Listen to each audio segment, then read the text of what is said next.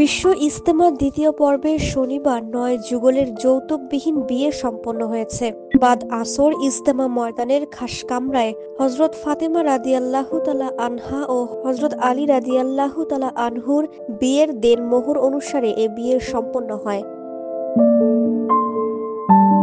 মাওলানা সাদ কান্ধলভির অনুসারীদের ইজতেমা আয়োজক কমিটির সমন্বয়কারী এ তথ্য নিশ্চিত করেছেন। এর আগে বাদ জোহর পর্যন্ত বিয়ের জন্য বর ও কনে পক্ষের লোকদের তালিকা সংগ্রহ করা হয়। বিয়ের আগে বাদাসর ইউসুফ বিন সাদের দেয়া বিয়ের খুতবা শেষে ওইসব বর কনের অভিভাবকদের সম্মতিতে বিয়ে পড়ানো হয়।